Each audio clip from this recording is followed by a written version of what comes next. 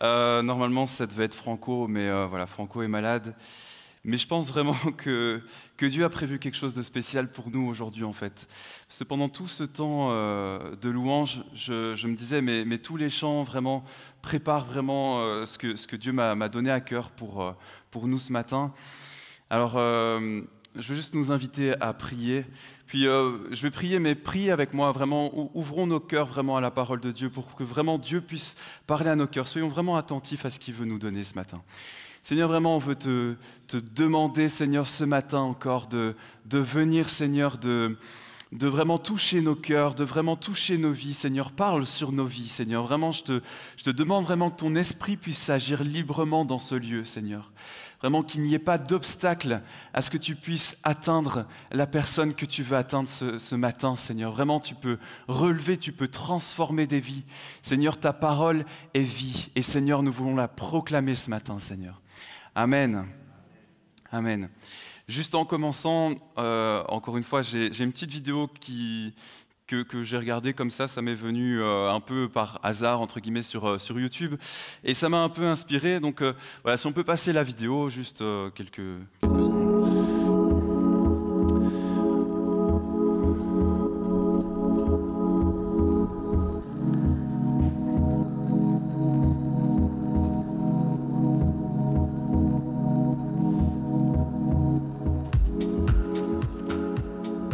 Imaginer la traversée et puis y être, c'était bien, c'était pas évident parce que marcher 600 mètres, se concentrer avec tout ce qu'il y a autour, la pression, c'était pas facile. Moins facile que ce que j'avais imaginé, comme j'avais déjà fait. Mais c'était quand même beau, là. Je suis content d'être arrivé et de l'avoir partagé surtout. Ce qui est important, c'est de l'avoir partagé avec tout le monde.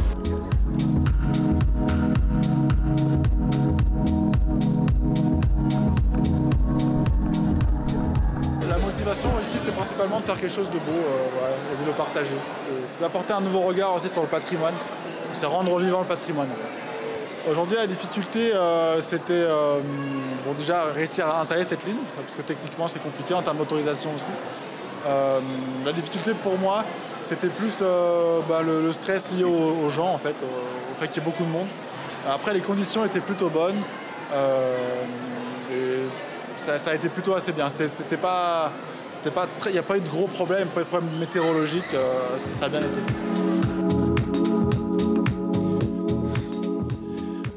Voilà.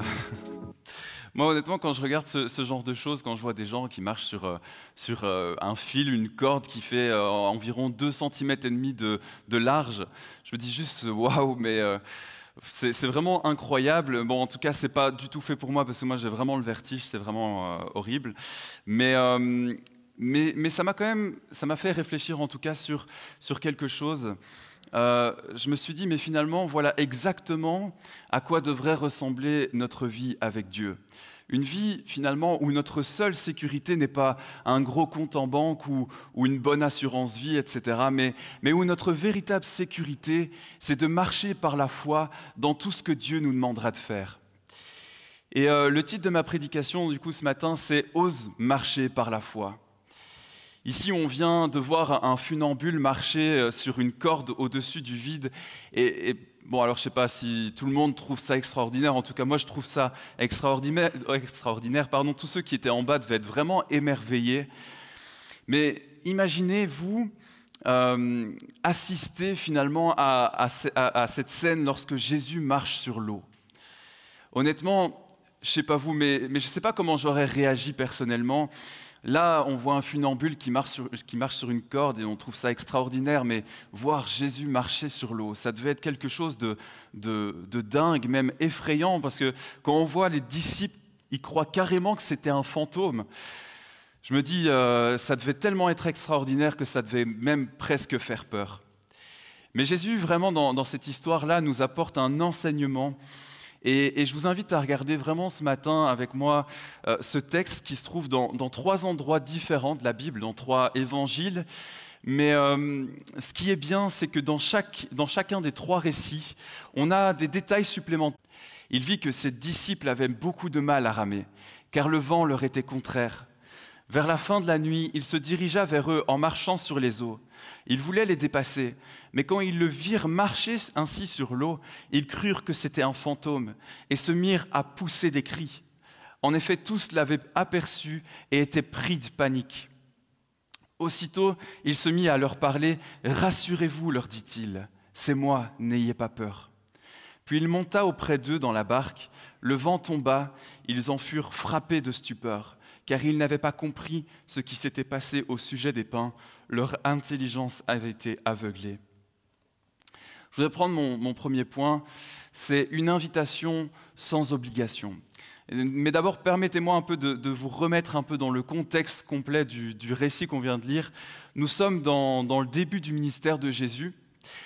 Et au début de son ministère, Jésus tourne un peu autour du lac de Galilée.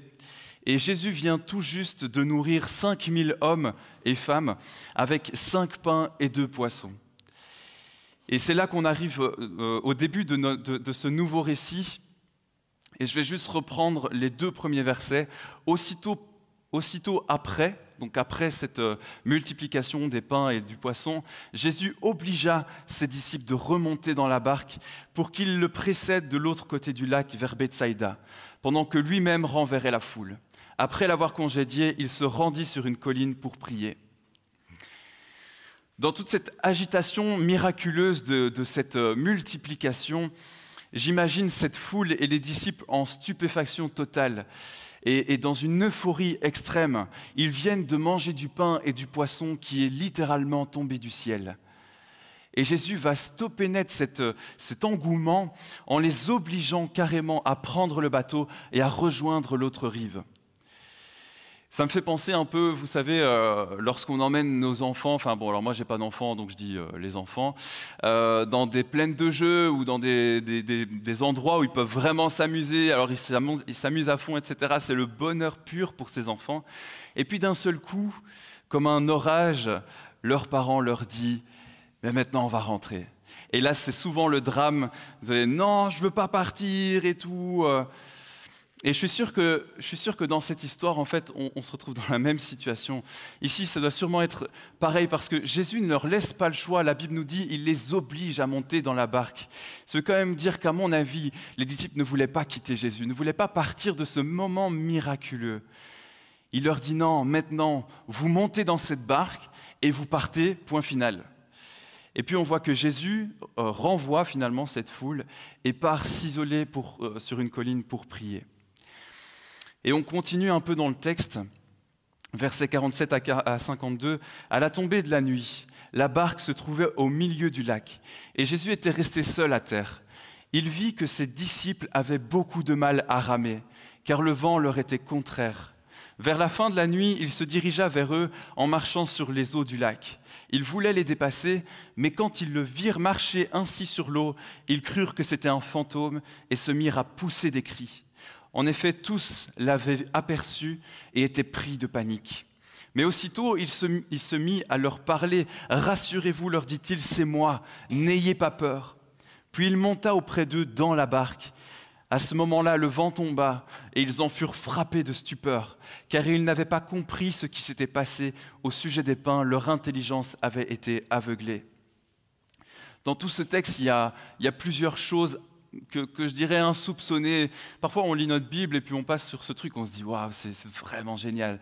Mais quand on prend le temps de chercher vraiment, mais qu'est-ce qui s'est passé? Pourquoi est-ce qu'il dit ça? Pourquoi est-ce que ça? On trouve vraiment des choses merveilleuses dans la parole de Dieu et dans ce texte particulièrement qui nous révèle finalement comment Dieu fonctionne ou comment nous devrions fonctionner dans notre marche par la foi.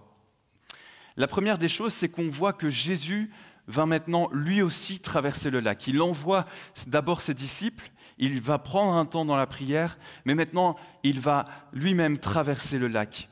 Et vous me direz quoi de plus simple finalement de traverser un lac en marchant sur l'eau. Donc Jésus commence à marcher, et quand on lit le texte, on arrive directement au moment où il arrive près des disciples, tout ça, ça va assez vite finalement.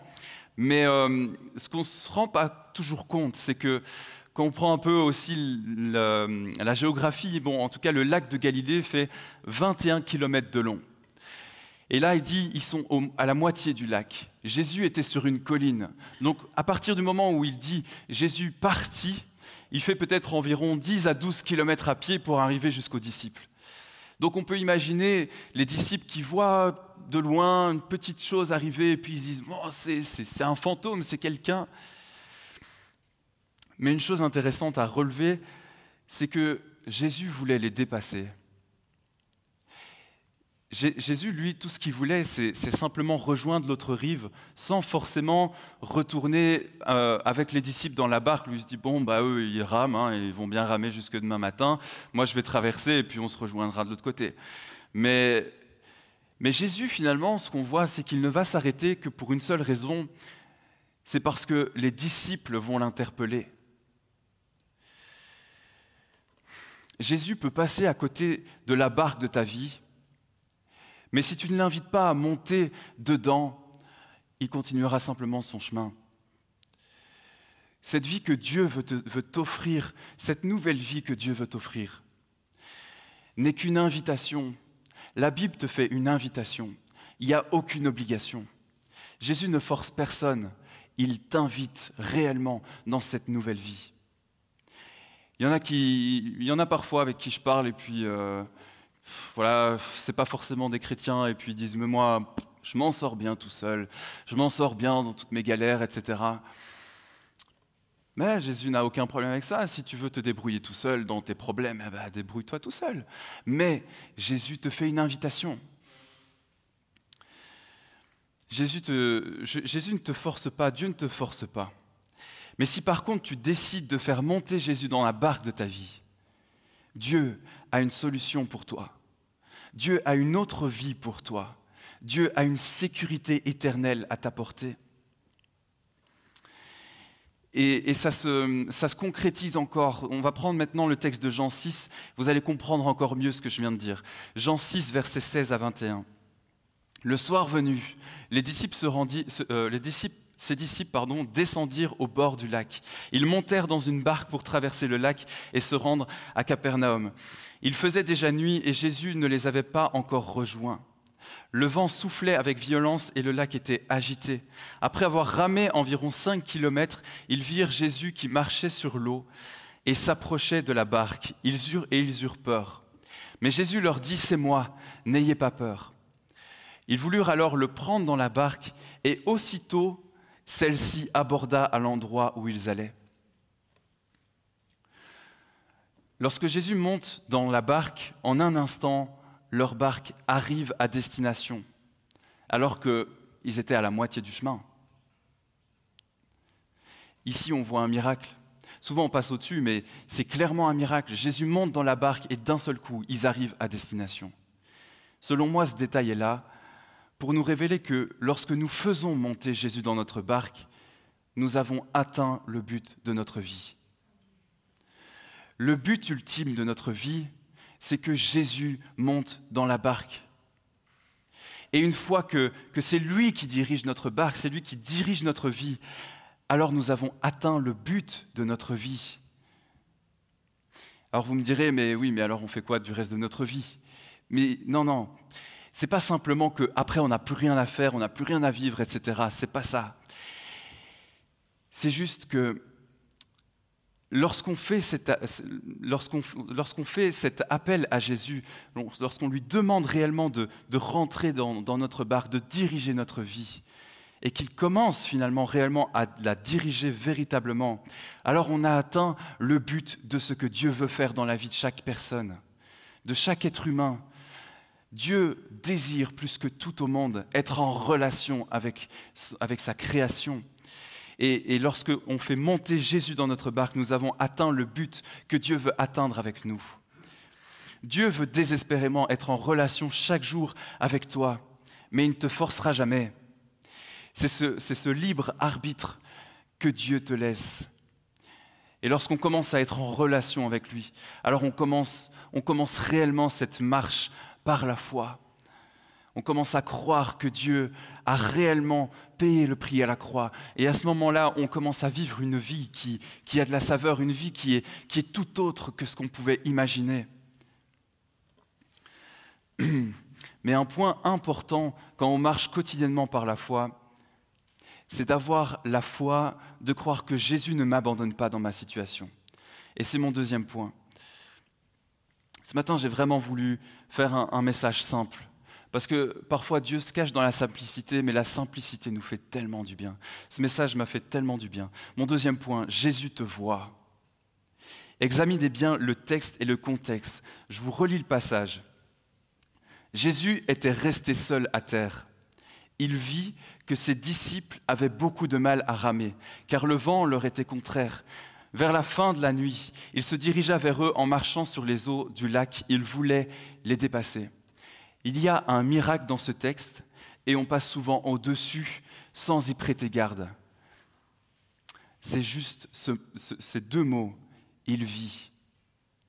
Je vous rappelle que Jésus est sur une colline et que les disciples sont à environ, on va dire, 10 km de lui.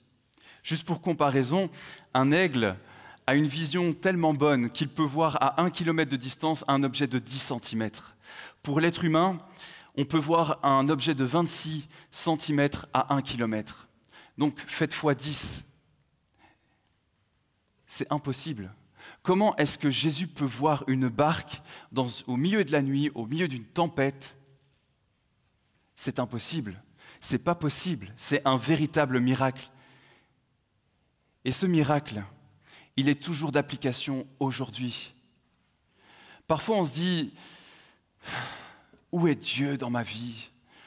Mais où est Dieu dans mes problèmes? Où est Dieu dans ma tempête? Où est Dieu dans ma maladie? Où est Dieu dans ma détresse, dans ma dépression, dans ma souffrance? Dieu te voit, mon ami. Dieu sait exactement ce que tu vis actuellement.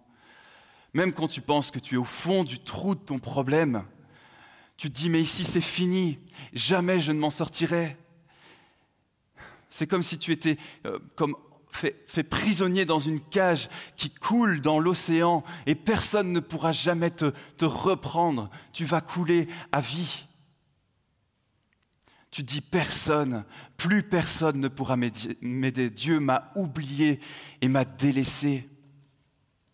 Ce message est là pour nous ce matin, mon frère, ma sœur. Jésus, lui, te voit dans toutes les situations les plus chaotiques possibles que tu peux vivre. Dieu te voit. Est-ce que tu peux le dire peut-être à ton voisin? Dieu te voit. Et maintenant, tu peux dire même à ton autre voisin, Dieu te voit et tu n'as rien à craindre. Dieu te voit et tu n'as rien à craindre parce que Jésus est là.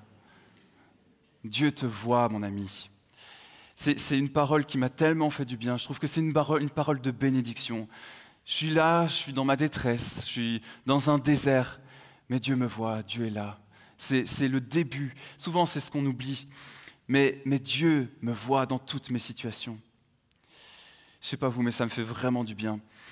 Pour moi, c'est peut-être la première étape que nous brûlons trop vite dans notre marche par la foi. Souvent, on donne des conseils aux nouveaux chrétiens, etc. Voilà, il faut que tu te sanctifies, etc. Mais la première des choses pour marcher dans la foi, pour rentrer dans cette foi, c'est croire dans toutes les situations de ta vie que Dieu est là, que Dieu te voit et que Dieu va intervenir. Amen. Cette première étape, c'est d'être convaincu que même si les océans se déchaînent autour de moi, moi je sais que Dieu me voit, que Dieu est là et que d'une manière ou d'une autre, son plan parfait pour ma vie s'accomplira. Ceci est la première étape à ne surtout pas oublier. Est-ce que je peux vous demander une seule chose aujourd'hui, une seule faveur? Est-ce que vous me promettez de ne pas oublier que Dieu vous voit? C'est simple, mais parfois ce sont les choses les plus simples qui nous font réellement du bien. Troisième point ce matin, ose marcher par la foi. Alors, je sais, c'est la même phrase que mon titre, je n'ai pas trouvé mieux, mais on va maintenant prendre le texte dans Matthieu 14, versets 22 à 33. Parce que, encore une fois, ça nous donne un détail très connu du monde chrétien. Je crois que même au moins 50% des non-chrétiens connaissent cette histoire. Matthieu 14, versets 22 à 33. Aussitôt après, Jésus obligea les disciples à monter dans la barque et à le précéder sur l'autre rive pendant qu'il renverrait la foule. Quand il l'eut renvoyé, il monta sur la montagne pour prier à l'écart. Et le soir venu, il était là seul. La barque se trouvait déjà au milieu du lac, battue par les vagues, car le vent était contraire. À la fin de la nuit, Jésus alla vers eux en marchant sur le lac. Et quand les disciples le virent marcher sur le lac, ils furent affolés et dirent « c'est un fantôme ». Et dans leur frayeur, ils poussèrent des cris. Et Jésus leur dit aussitôt « rassurez-vous, c'est moi, n'ayez pas peur ». Mais Pierre lui répondit « mais Seigneur, si c'est toi, ordonne-moi d'aller vers toi sur l'eau ». Jésus lui dit « viens ». Pierre sortit de la barque et marcha sur l'eau pour aller vers Jésus. Mais en voyant que le vent était fort, il eut peur et comme il commençait à s'enfoncer, il s'écria « Seigneur, sauve-moi !» Aussitôt, Jésus tendit la main, l'empoigna et lui dit « Homme de peu de foi, pourquoi as-tu douté ?» Ils montèrent dans la barque et le vent tomba. Ceux qui étaient dans la barque vinrent se prosterner devant Jésus en disant « Tu es vraiment le Fils de Dieu ». Honnêtement, en réfléchissant à ce passage, je pense que j'ai jamais compris cette histoire dans ce sens que je vous révélerai un peu à la fin. Remettons-nous d'abord un peu dans l'histoire. Pierre était quelqu'un de réellement impulsif. Il laissait son cœur parler. C'était vraiment quelqu'un qui était impulsif, réactif. Il réagissait selon la situation. Il n'avait pas peur de dire des choses. Dans toutes ses actions, on voit qu'il désire vivre et faire ce que Dieu vit, ce que Jésus vit et fait lui-même dans son quotidien. Il veut vivre la même chose. Il dit, si Jésus le fait et si je suis son disciple, je veux faire la même chose et je veux vivre la même chose. Et ici, il voit Jésus qui marche sur l'eau. Alors, une fois qu'il s'est calmé avec ses camarades, il dit « Bon, ok, c'est Jésus, c'est pas un fantôme, calmons-nous. » Et puis, il voit Jésus marcher sur l'eau et se dit « Mais pourquoi pas, pourquoi est-ce que moi, je peux pas le faire aussi, finalement ?» Alors, si lui peut le faire, alors je peux le faire aussi. Et on voit, versets 28 à 29, il dit, Pierre lui répondit « Et Seigneur, si c'est toi, ordonne-moi d'aller vers toi sur l'eau. » Et Jésus lui dit « Viens. » Alors Pierre sortit de la barque et marcha sur l'eau pour aller vers Jésus. Ce qu'on voit, c'est que Jésus donne une parole à Pierre en lui disant de faire une action. Et Pierre, sur cette parole, va passer à l'action et va sortir de la barque et marcher sur l'eau. La première chose à retenir ici, dans ce texte de Matthieu, c'est qu'il faut baser notre foi sur ce que Dieu dit. La parole de Dieu est oui et amen, on le dit souvent, ce qui veut dire qu'elle s'accomplira toujours. Dieu est fidèle et juste et Dieu prend soin d'accomplir sa parole. Personne ne peut marcher sur l'eau si ce n'est pas Dieu qui lui a ordonné. Tu ne peux rien accomplir dans ta vie si ce n'est pas Dieu qui t'a mandaté pour le faire, ou alors ça ne portera pas de fruits. Je vais vous raconter un peu une petite histoire de ma première année de conversion. J'étais un peu en feu pour Dieu, je croyais vraiment que Dieu pouvait faire des miracles somptueux, je croyais vraiment que Dieu pouvait tout. Alors à une époque, bon, me jugez pas, vraiment, j'étais vraiment au début de ma conversion. À cette époque-là, j'avais un iPhone 4 et il venait de sortir tout juste l'iPhone 5. Et je m'étais dit, bon, moi là, j'aimerais bien avoir cet iPhone 5, mais tu sais quoi, moi j'ai la foi. Moi je ne vais pas payer cet iPhone 5. Je vais imposer les mains à mon iPhone 4 et il va se transformer en iPhone 5 par la foi que j'ai en Jésus. Donc, grand homme de foi que j'étais, j'ai imposé les mains à mon iPhone 4 et j'ai prié ardemment pendant 1 minute en disant « Je ferme les yeux et quand je rouvrirai mes yeux, j'aurai un iPhone 5 entre mes mains. Seigneur, comme tu as changé l'eau en vin, change cet iPhone 4 en iPhone 5. » Et puis j'ai rouvert les yeux et j'avais toujours un iPhone 4. Mais pourquoi ? Parce que j'ai basé ma foi sur ma bêtise de jeune chrétien. On base notre foi sur ce que Jésus nous dit de faire. On base notre foi sur la parole de Dieu. C'est sur la parole que Jésus prononce. C'est par la parole de Dieu que nous pouvons vivre le miraculeux de Dieu. C'est si Dieu dit et veut le faire, alors ça s'accomplit. Ce n'est pas juste nos petites hallucinations comme on disait ce week-end. Maintenant, certains se disent parfois que ils ne sont pas assez saints, pas assez transformés pour vivre le miraculeux de Dieu. Je ne suis pas assez consacré en ce moment pour vivre un miracle avec Dieu. Je ne suis pas assez consacré pour prier, pour tout ça. Mais je voudrais vous faire remarquer une chose dans ce texte. Jésus a directement dit « Viens ». Est-ce que Pierre était parfait? Non. Non. Il ne lui a pas fait une checklist pour savoir s'il était suffisamment sanctifié pour résister à l'attraction de la terre sur l'eau, etc. Non. Jésus lui a dit « Viens ». Pourtant, Pierre reniera Jésus par 3 fois plus tard. Et Jésus le savait. Dieu ne cherche pas ta perfection. Il cherche des personnes disponibles, remplies de foi en ce que la parole de Dieu dit. Permettez-moi encore de prendre un dernier détail important dans ce texte. Et je ne vais pas faire long. Je sais que je n'ai vraiment pas été long. Mais je conclurai ce message juste après. Mais juste avant, il me semble vraiment y avoir quelque chose de primordial qui a souvent été mal interprété, je dirais pendant longtemps, dans nos milieux chrétiens. Ça se passe, je vais relire le texte, versets 28 à 32. Pierre lui répondit « Seigneur, si c'est toi, ordonne-moi d'aller vers toi sur l'eau. » Jésus lui dit « Viens ». Pierre sortit de la barque et marcha sur l'eau pour aller vers Jésus. Mais voyant que le vent était fort, il eut peur et comme il commençait à s'enfoncer, il s'écria « Seigneur, sauve-moi » Aussitôt, Jésus tendit la main, l'empoigna et lui dit « Homme de peu de foi, pourquoi as-tu douté ?» Et ils montèrent dans la barque et le vent tomba. Je voudrais m'arrêter sur cette réponse de Jésus. « Homme de peu de foi, pourquoi as-tu douté ?»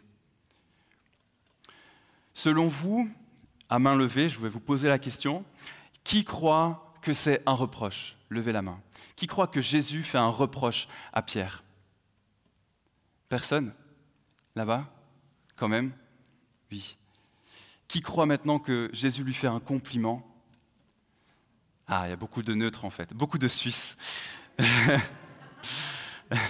Moi, ce que je crois réellement après avoir étudié ce texte, c'est que Jésus lui lance un compliment.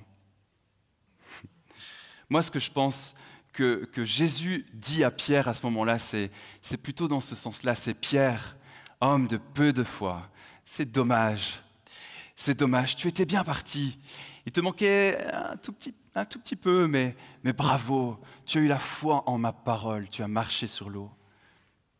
On voit souvent comme un reproche parce qu'on a l'habitude de... Je pense vraiment que c'est ça, c'est parce qu'on a l'habitude de mépriser les petites choses et les petits commencements. On est dans une société où si tu ne performes pas, si tu ne réalises pas quelque chose de bien, de grand, alors tu n'existes pas. Mais Dieu ne regarde pas les choses de cette manière. Moi, je crois que Pierre a simplement appliqué quelque chose que Jésus leur dira encore un peu plus tard dans Luc 17, verset 6. Le Seigneur dit « Si vous aviez de la foi comme un grain de moutarde, vous diriez à ce mûrier, déracine-toi et va te planter dans la mer, et il vous obéirait. » Moi, je pense que Jésus donne un compliment à Pierre, parce que dans cette histoire, et finalement même dans toute l'histoire humaine, ce sont les deux seuls à avoir marché sur l'eau. Jésus ne te fait pas de reproches sur ta foi. Jésus ne fait pas de reproches à une personne qui fait tout son possible pour marcher dans la foi. Parfois, on commence à rentrer dans une tempête de notre vie et on commence tout doucement à sombrer. Mais si nous avons obéi à la voix de Dieu, si nous avons obéi à la parole de Dieu, et si à cause de cette parole, on se retrouve peut-être dans une situation compliquée de nos vies, Dieu interviendra toujours. Dieu est à notre côté. Dieu ne juge pas ta foi, parce qu'au moins tu as la foi. Si tu as la foi comme un petit grain de moutarde, c'est la plus petite des graines. Dieu interviendra toujours, Dieu pourvoira, Dieu t'équipera, Dieu t'aidera dans tous tes plans si tu marches par la foi. Je voudrais appeler l'équipe louange déjà. Aujourd'hui, je voulais simplement vous donner un message d'espoir. C'est possible de réellement marcher par la foi. Et c'est agréable de vivre en marchant par la foi. Parfois, on se met des barrières en se disant que tout quitter, finalement, quitter le monde pour suivre Dieu, c'est horrible, ça nous prend, on doit quitter des choses qu'on aime un peu, et c'est difficile. Mais ça, c'est que l'ennemi qui essaye de te convaincre par le monde qui t'entoure. Mais lorsque tu réponds à cette invitation que Jésus te fait, lorsque Jésus monte dans ta barque, lorsque tu atteins le but de ta vie, lorsque tu réalises que tu as atteint le but de ta vie, que finalement ce vide que tu essaies de combler toute ta vie est rempli par le simple fait que Jésus est là, que Jésus dirige ta vie, alors tu sais pertinemment que peu importe les orages de ta vie. Marc Lecomte disait ce week-end, ce vendredi soir, et ça m'a vraiment impacté, finalement, ce sont bien des petites choses face à l'éternité. C'est sûr, on vit des orages compliqués, des choses qui nous meurtrissent, on souffre, ça fait partie du lot de la vie. Mais ce sont des petites choses face à la bénédiction de savoir qu'un jour je verrai Dieu face à face. Dieu sera toujours à nos côtés. Même quand tu ne le verras pas agir, tu sauras que Dieu te voit dans ton problème et que Dieu n'abandonne pas ses enfants. Ça, c'est marcher par la foi. Parfois, les non-chrétiens nous regardent et nous disent « Mais vous êtes fous, tu crois en un truc là, il est où ton Dieu ?» Non, moi j'ai la foi que Dieu me voit et qu'à un moment donné, Dieu interviendra parce qu'il est fidèle et juste. Dieu veut prendre soin de toi ce matin, vraiment. Je pense que Dieu veut vraiment remettre un baume sur nos cœurs, un baume de grâce. Dieu nous voit, Dieu est là, Dieu veut prendre soin de toi. Il t'a amené ici en ce moment. Ce n'est pas un hasard, c'est parce que Dieu veut intervenir dans ta vie. Tu n'es pas allé trop loin, parce que si tu étais allé trop loin, tu ne serais pas là ce matin. Dieu veut intervenir encore dans ta vie. L'amour de Dieu qui a été déversé à la croix est suffisant. Jésus a payé le prix pour tous tes péchés, pour toutes tes fautes. Et Dieu veut vraiment que tu l'entendes ce matin. Il n'y a rien qui peut nous séparer de l'amour de Dieu. Amen. Dieu veut t'amener à comprendre que tu n'as pas besoin d'une foi immense de grands hommes de Dieu, de grands évangélistes. Parfois on voit comme Marc Lecomte ici devant il a fait plein de choses dans sa vie. Cet homme a béni vraiment la francophonie d'une manière dingue. Et on se dit, mais j'ai pas une foi comme ces gens-là. Mais Dieu ne cherche pas que tu aies une foi comme ça. Dieu cherche quelqu'un, Dieu cherche un homme, Dieu cherche une femme qui est disponible, qui croit que Dieu peut intervenir, qui a la foi, une petite foi de croire que si Dieu a dit, il le fera. Tu as simplement besoin d'un peu de foi sur ce que la parole de Dieu dit. Tu as simplement besoin d'un peu de foi en ton grand Dieu. Base ta vie sur la parole de Dieu. Psaume 37, verset 4. Fais de l'Éternel tes délices, et il te donnera ce que ton cœur recherche. Pour terminer ce message, je te lance un simple appel. Si tu vis peut-être pour le moment dans un temps de tempête dans ta vie, ou si peut-être la tempête n'a jamais cessé depuis des années, je t'invite à replacer ta foi en Dieu sur cette parole que Dieu nous a donnée aujourd'hui. Et à déclarer que désormais, je veux marcher par la foi. Je veux continuer, j'ose marcher par la foi. Désormais, je vais oser marcher par la foi, même si tout mon univers me pousse vers le bas. Je veux vraiment une continuité finalement sur tout ce qu'on a entendu ce week-end. Parce que lorsqu'une tempête arrive, lorsque finalement notre cœur est meurtri, on commence à rentrer dans la souffrance et c'est difficile de s'en sortir. Choisis la joie, choisis la foi. C'est ce que Marc Lecomte nous disait. À un moment donné, la joie est un choix. Choisir de marcher dans la joie. Choisir que les événements qui sont autour de nous ne vont pas m'affecter.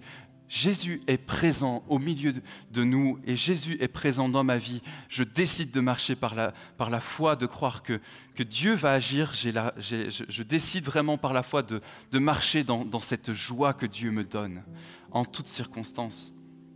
Les tempêtes peuvent bien faire rage dans ma vie, le monde peut bien m'accuser, mais je resterai sous les ailes de mon Sauveur parce que j'ai la foi qu'il prend soin de moi. Amen. Peut-être que tu ne te sens pas digne de t'approcher de Dieu. Peut-être que ce temps de Covid finalement t'a laissé vide. Peu à peu, tu as laissé les temps de prière de côté. Peu à peu, cette foi, cette fougue que tu avais pour Dieu, c'est un peu effondré, c'est refroidi. Mais place ta foi en Dieu ce matin. Dieu te voit. Dieu a toujours été là. Dieu a toujours pris soin de toi, même lorsque tu ne l'as pas vu. Même, j'aimais bien aussi ce que disait Marc Lecomte ce week-end. Si tu marches dans la vallée de l'ombre et de la mort, ne crains pas. Et c'est bien parce que déjà tu marches. Continue de marcher, même si tu es dans la tempête, parce que Dieu est auprès de toi.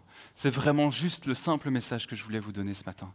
Est-ce qu'on peut se lever tous ensemble? On va prendre aussi un temps de louange encore ensemble. On a un peu de temps. Donc voilà, on va prendre le chant qu'on avait prévu, mais si tu veux prendre peut-être 2 chants, libre. Je veux juste prier. Seigneur, vraiment ce matin, on veut te remercier pour ta grâce. Seigneur, on veut te remercier pour ton œuvre à la croix, parce que tu as tout accompli pour nous. Seigneur, tu as promis, en remontant près de ton Père, que chaque jour, tu serais avec nous. Et Seigneur, nous voulons baser vraiment notre foi sur cette parole encore ce matin. Croire que tu es là, croire que tu vois chaque personne dans chaque situation. Seigneur, je te prie vraiment que ton esprit agisse vraiment en ce moment. Des personnes meurtries, des personnes dans la souffrance, des personnes qui ne voient plus le bout du tunnel depuis des années. Seigneur, tu viens, tu mets un baume de grâce. Oh là là, Jésus, vraiment, nous voulons venir vraiment à toi, venir te demander la bénédiction sur toutes les vies qui sont présentes ce matin. Seigneur, nous voulons vivre par la foi, nous voulons croire que tu es ce Dieu qui guérit, ce Dieu qui agit dans nos vies. Seigneur, tout esprit de maladie, tout esprit de stérilité, je veux les chasser dans ton nom précieux ce matin. Seigneur, tu bénis ton peuple ce matin, tu le relèves par ta grâce.